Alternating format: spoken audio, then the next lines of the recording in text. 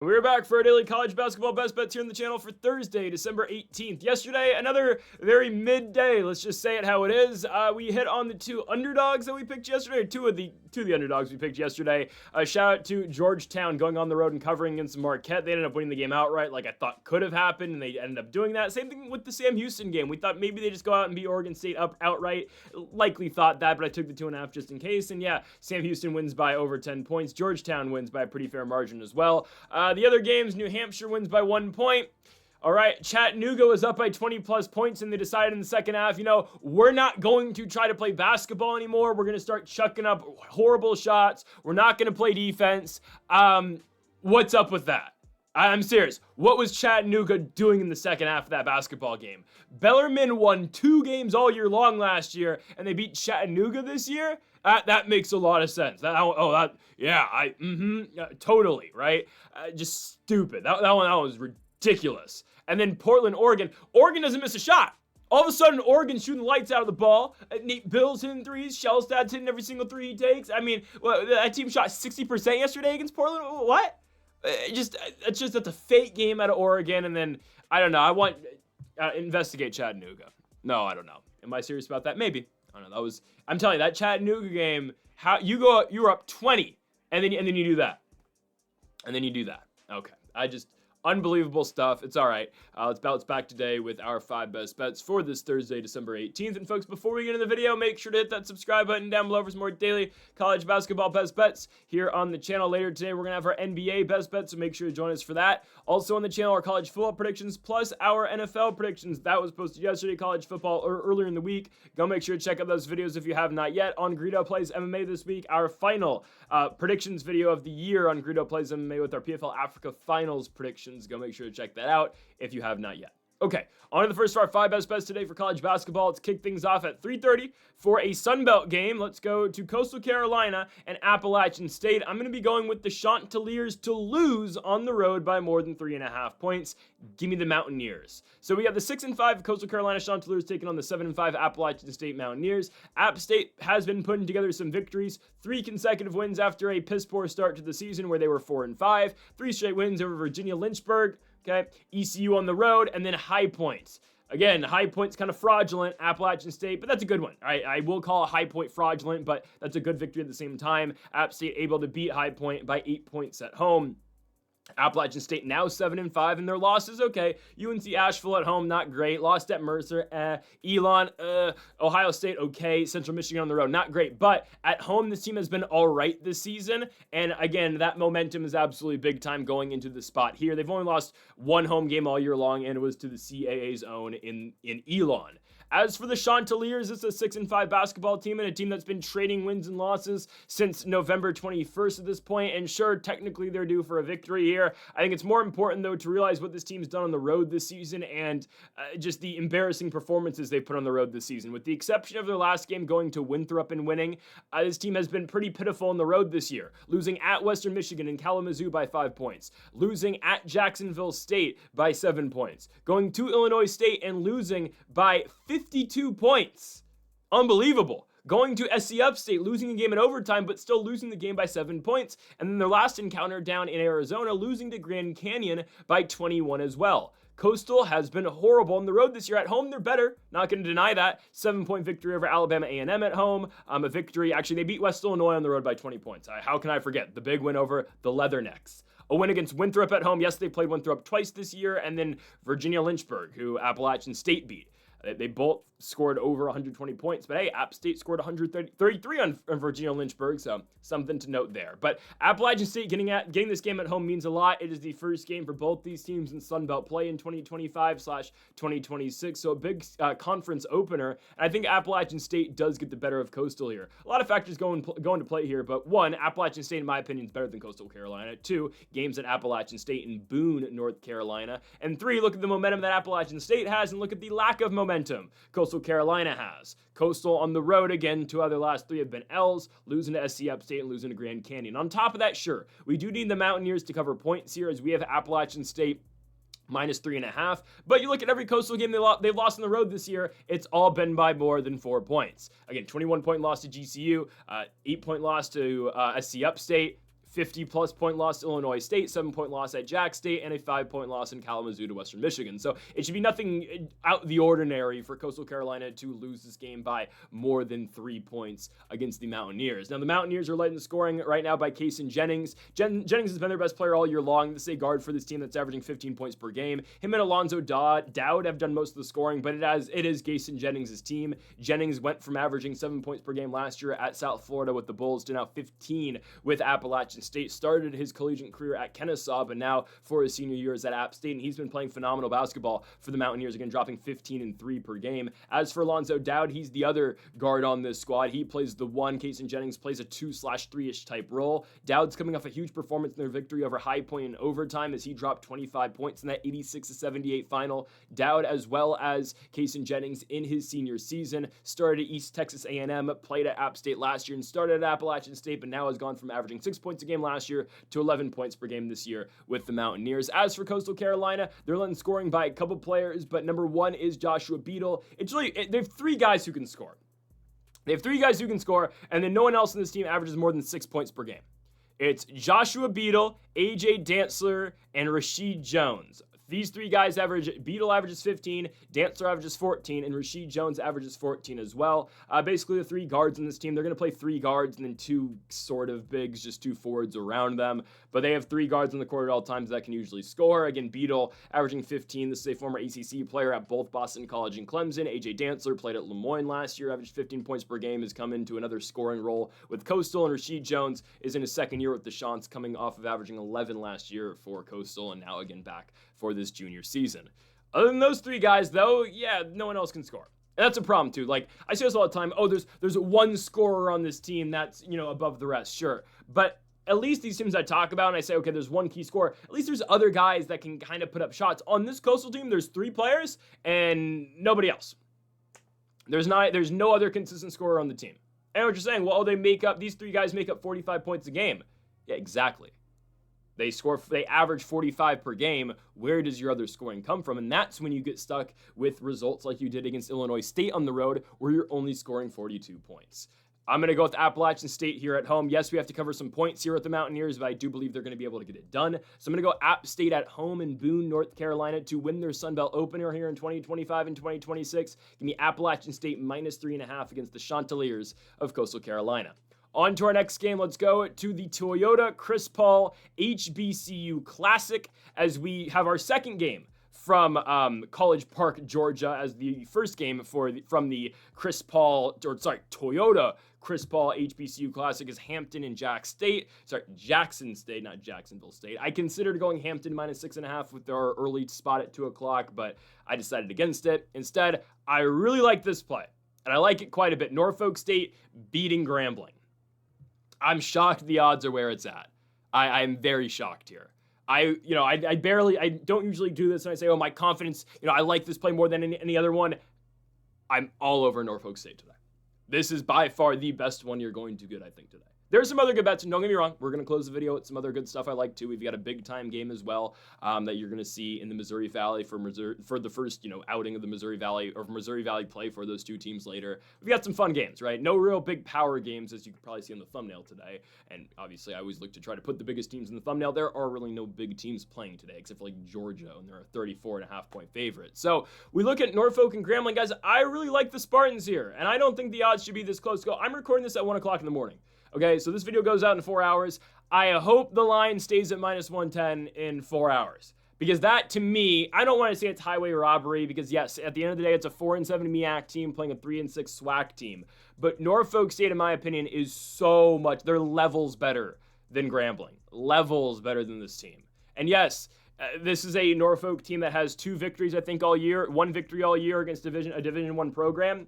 It is against Hampton, though, and we had Norfolk State winning that game. They got it done at home in Norfolk by 2 points. Look at the teams Norfolk State plays, and look at the results they get against these teams, okay? Norfolk, they're a MEAC team. Obviously, the MEAC and the SWAC are the kings, and the AM East too, honestly. And the Metro Atlantic too. These conferences always take the bye games. They walk into opposing places, obviously, and they just go and take their beatings, obviously, because, well, it gets money for the school. Okay.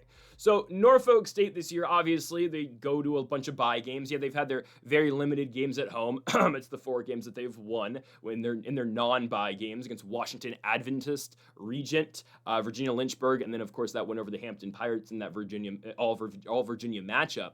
But for Norfolk State, the games they lost on the road this year, or at least the bye games, are very, very competitive ones. And I guess they had a home game against William and Mary, but they lost it by 3 points. We know how capable the Tribe are, obviously, out of the CAA conference. Losing at Old Dominion by 3 points, that's okay. Losing to a very good defensive unit in the Townsend Tigers, losing by 10 points. All right. Beating Hampton by 2.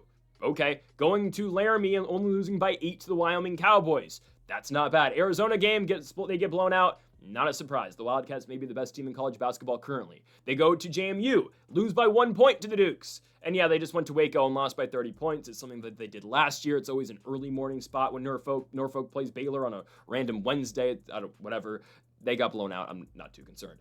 Again, every game other than Baylor and Arizona has been competitive this season for Norfolk State.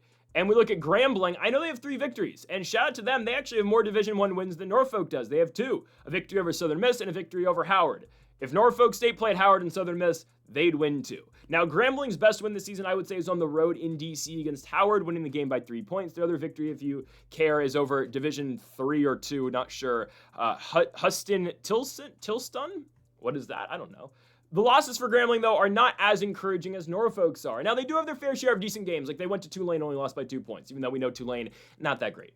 Losses, though, they played Southern Miss again, second half of a back-to-back. We talked about that a week ago. They went to Southern Miss and lost the game by 8 points. They went to UCR and lost by 9. They went to Cal Baptist and lost. They went to USD and lost. It's just a lot of bye games, sure. But when we can approach this game by thinking, okay, straight up, who's the better basketball team? It's a neutral site game. This is in, obviously, Georgia. So I guess a closer trip over for the Grambling Tigers, but I'm not too concerned about that. It's a neutral site game on a neutral court. Who's the better basketball team? That's Norfolk State. That is Norfolk State. Norfolk State is better than Grambling. I firmly believe that. I think it's an easy one. I really think it is.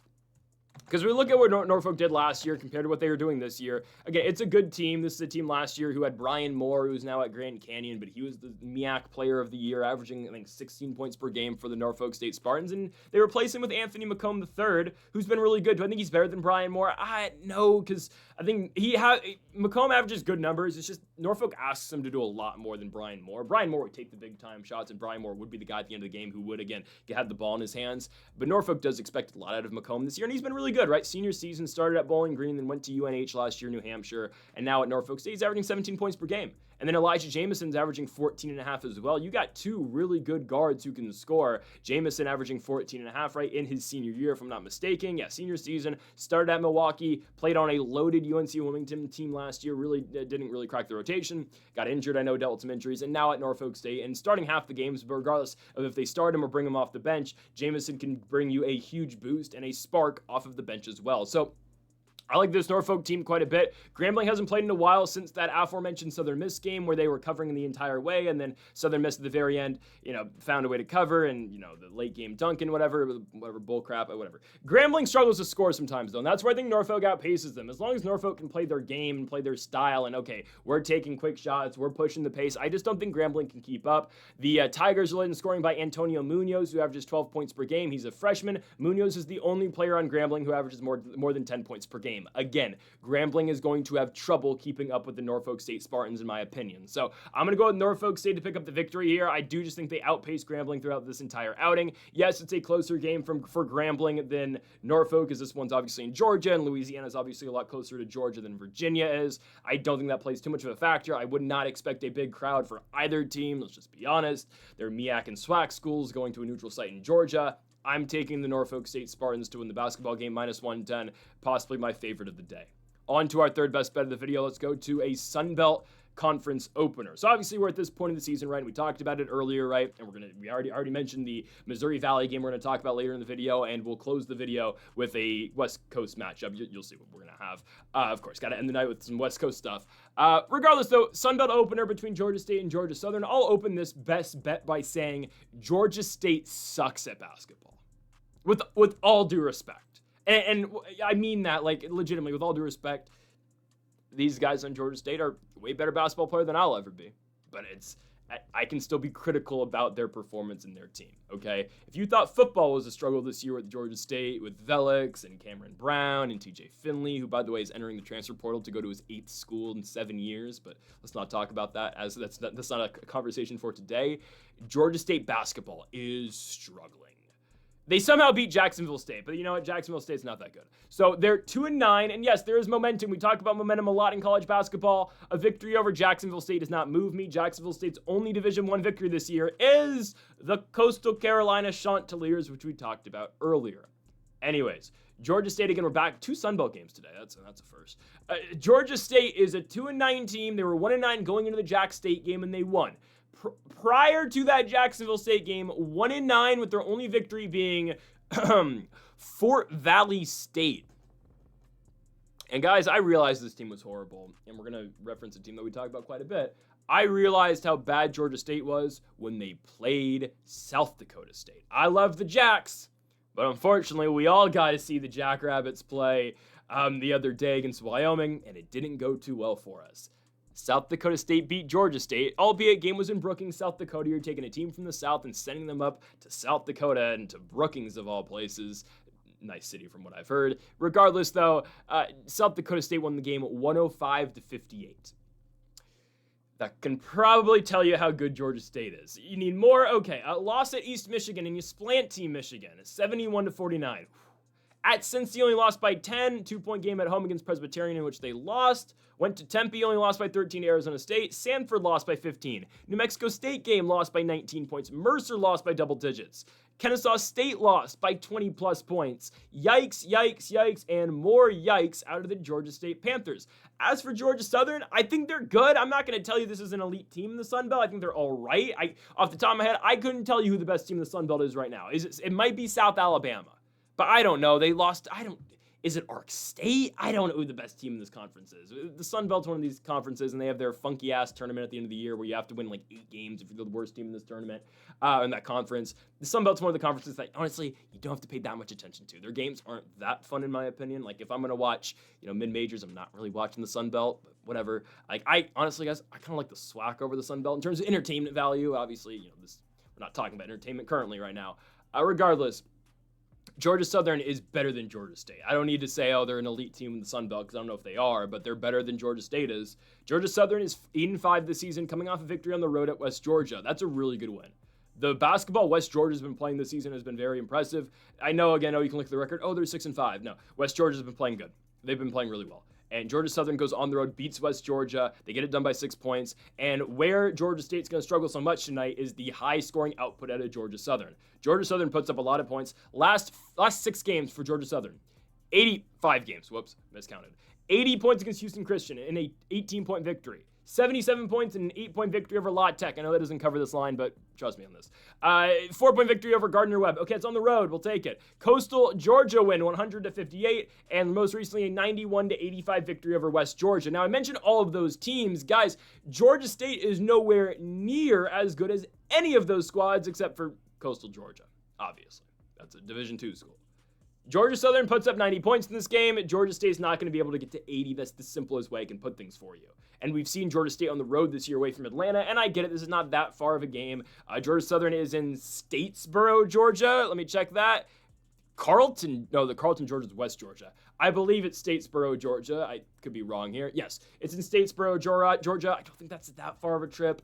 But regardless, I like Georgia Southern a lot in this spot. They are levels better than what Georgia State is this year. The Eagles actually score points in the West Georgia victories, absolutely massive going into this game. They're led in scoring by Spud Webb, no relation. It's a nickname, Spud is, but Spud Webb's been really great this year. He's a Division II product, if I'm not mistaken. I remember that from earlier in the year, averaging 16 points per game. He's been massive this year. He's really taken over as their lead scorer because it was Tyron Moore at the beginning of the year, if I'm not mistaken, and then Spud Webb has really developed himself into being the guy for the Eagles this year. As for Georgia State, there's not a lot of scoring going on. The only exception I would say is Jelani Hamilton, who averages 16 points per game. Jelani Hamilton, though, has only played 6 games this year, and most recently did return for the Kennesaw game, came back and played the Jack State game as well, scored 23 points in the victory over Jacksonville State. So Jelani Hamilton does give this team the boost that they need. He played on Georgia State last year, averaged 11 points per game. Other than Jelani Hamilton, there's not much scoring going on. Actually, Micah Tucker is an automatic 12 to 15 point bucket every single night. Other than those two guys, though, nobody else scores. And they're just going to be outpaced and outscored tonight by Georgia Southern, a team that averages, by the way, Georgia Southern averages 83 points per game. Georgia State averages 65 points per game. That's really telling. One team shoots 45% from the field. The other team, obviously Georgia State, shoots 35% from the field. I wonder who's going to win. Give me Georgia Southern to pick up the victory. I've got the Eagles to get it done. And yes, they will cover the 9.5 points as well. Georgia Southern minus 9.5 in this all Georgia Sunbelt opening matchup. On now to the opener for both these squads in the Missouri Valley Conference, as we've got the Illinois State Redbirds going on the road to Carbondale, Illinois, to take on the Southern Illinois Salkies. I think that's how you pronounce it. Anyways, I'm taking Illinois State, okay? I'm taking Illinois State to get this one.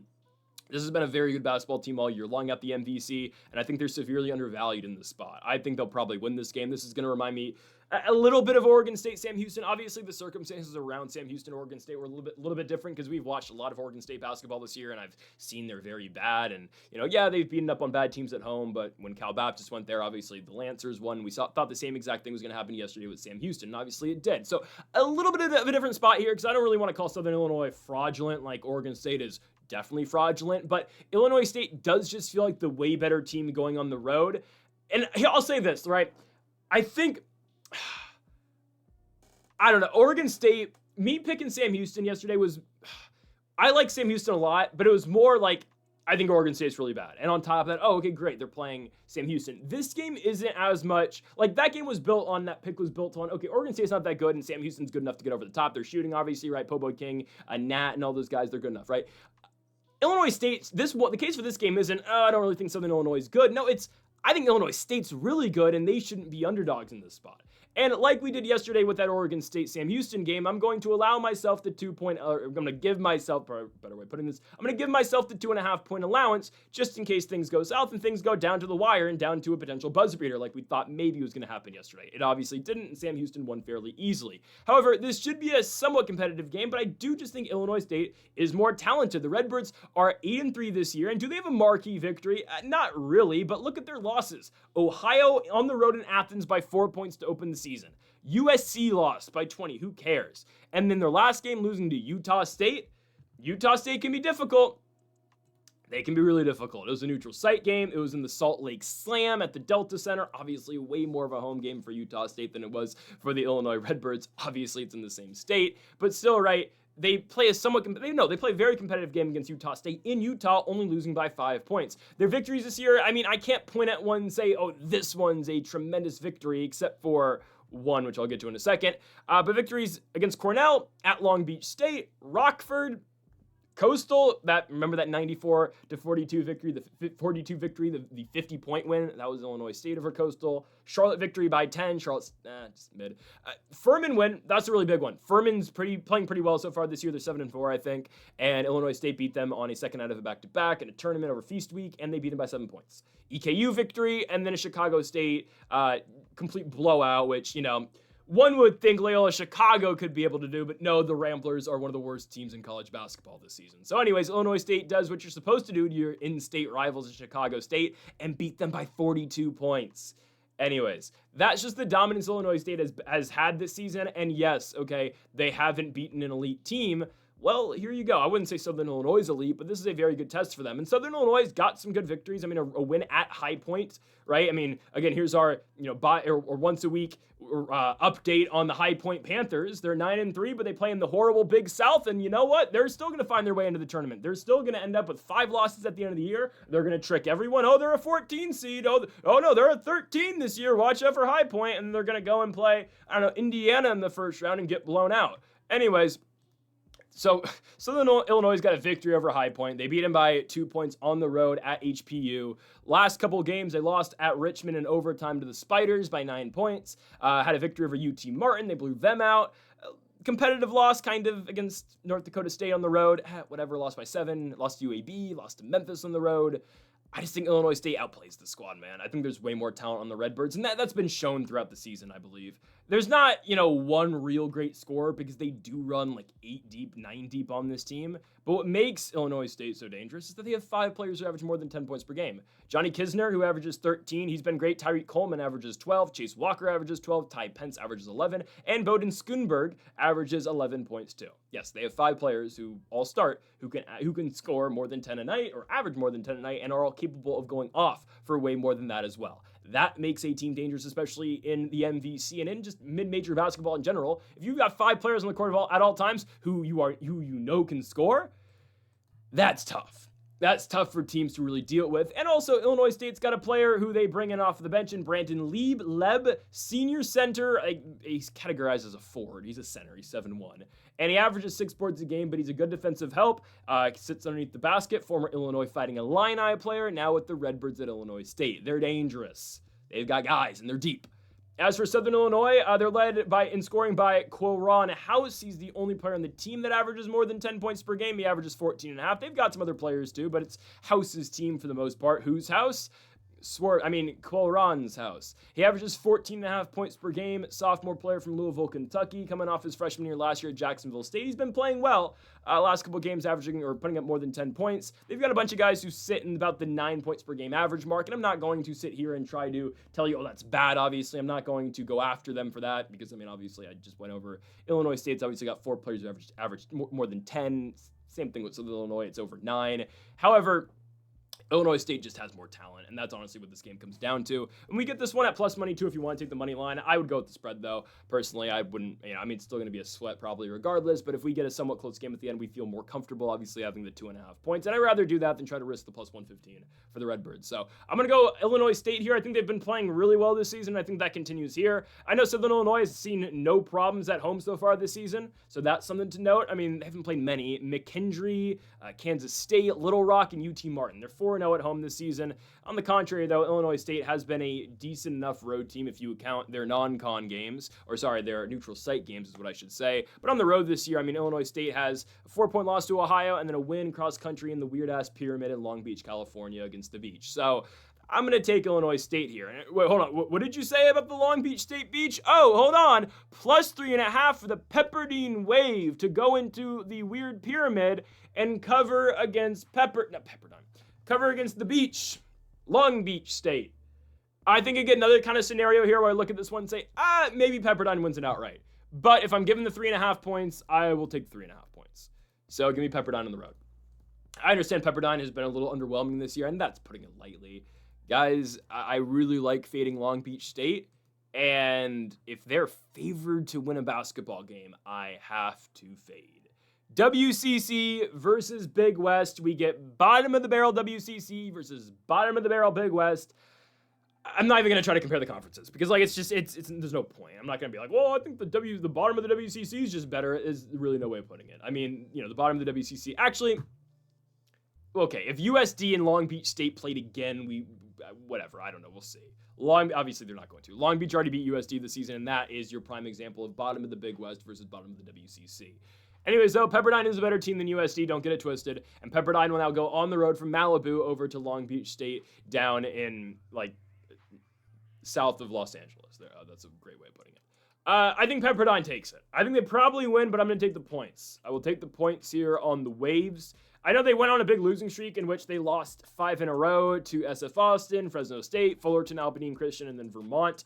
It's really key that we look at some of these games and say, all right, well, you went to Fullerton, you lost. Okay, 3-point loss to SF Austin. Fresno State game, you were up at halftime, and you let Fresno go on a 25-2 run or 25-0 run. Well, okay, maybe you're just gambling on the game. I don't know. Albany and Christian lost by 8. Who cares? Vermont lost by 9. You would like that one to be better. Same with the Albany and Christian game. But you know what? Okay, I'm willing to bat a blind eye to that. Because their last win.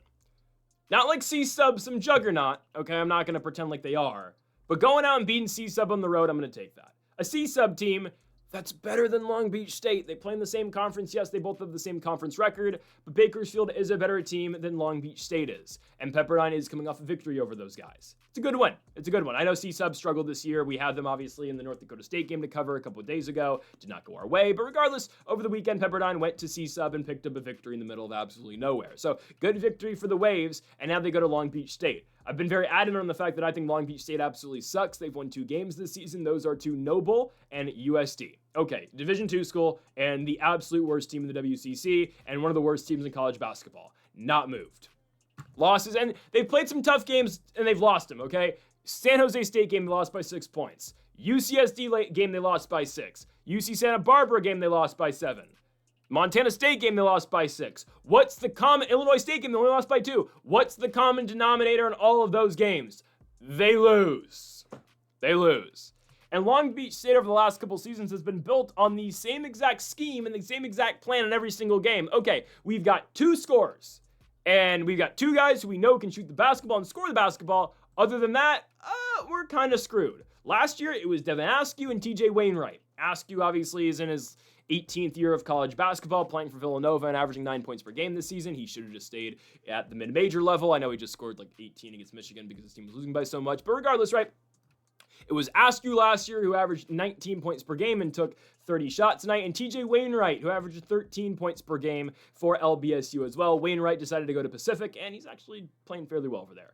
Anyways, Long Beach State has replaced their 2-man, scoring thing with Gavin Sykes and Piotr Majstrowicz. Sykes averages 17, Majstrowicz averages 14. Sykes is actually he's on a tear right now. He's put up 30, 24, 20, and 26 in 4 consecutive games. Well, his team still lost 3 straight games with Sykes playing the entire night.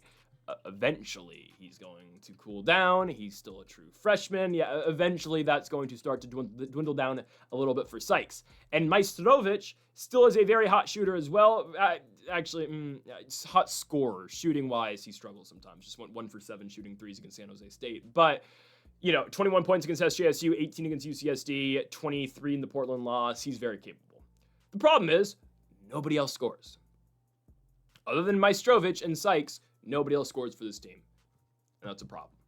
They got out to a really hot start against San Jose State. They were winning for most of that game. The Spartans made a comeback. The Spartans sent it to overtime, and San Jose State won at home, obviously, in San Jose, California. Again, that's been the problem, though, with Long Beach State. You're just good enough to win. Sorry, to lose, obviously. Now they're expected to win a game. You're favored to win a game. Okay, it's one thing for them to get over the hump and actually win. It's another thing for them to win by multiple possessions.